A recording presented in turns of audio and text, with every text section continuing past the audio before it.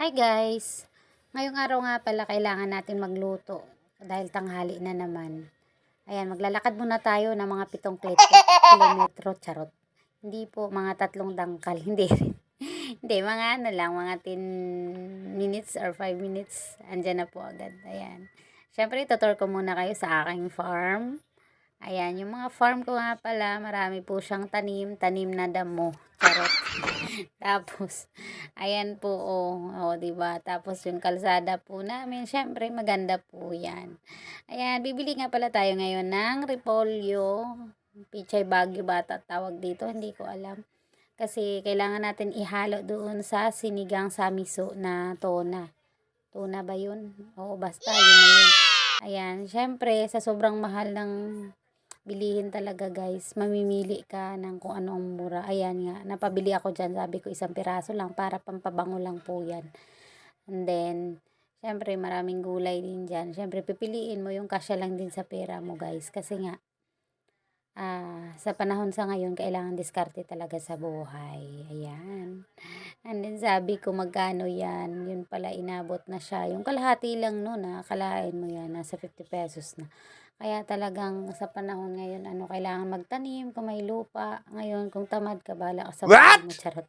Di, guys, kailangan talaga, kahit paso lang yan. Kailangan mo magtanim kahit lang kangkong or kamote dyan. Yung kamote kahit saan yan, guys. Alugbati, pwede rin itanim kahit sa tubig na tumutubo po yun.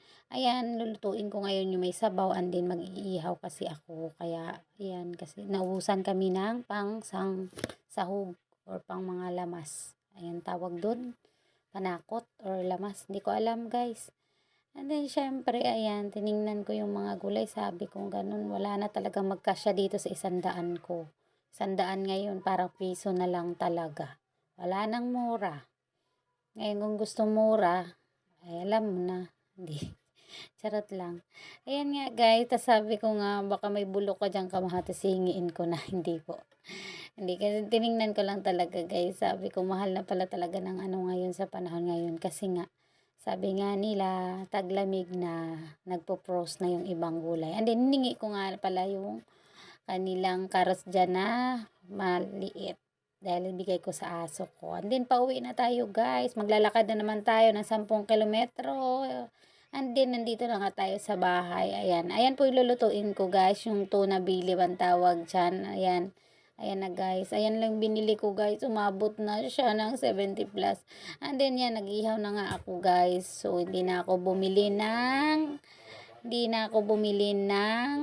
ang uling. Dahil maraming ang kahoy dito sa amin guys. Yung kahoy na ginagamit namin is yung mga nandito lang. Siyempre, sisibakin na para magkaroon ng uling. Ayan lang guys, tas hindi ko alam kung luto na yan, basta maluluto din yan dahil binalot ko nga siya ng dahon para talagang lutong luto. Syempre inihaw nga naman, pag inihaw di ba sunog. So ayan, para talagang hindi sila magrereklamong hilaw yan. Yan ang ginawa ko guys, so diba. Kita mo ang lakas-lakas na nga ng apoy ko, pero gusto ko nga siyang papatayin kaso ayaw talaga. Di ba? Ayan na luto na guys. O di ba? Hilaw ko ba yan or yung buntot lang ang hilaw? Pero luto na yan guys. Syempre kinikilaw nga yan. Thank you for watching guys. See you till next videos. Babush.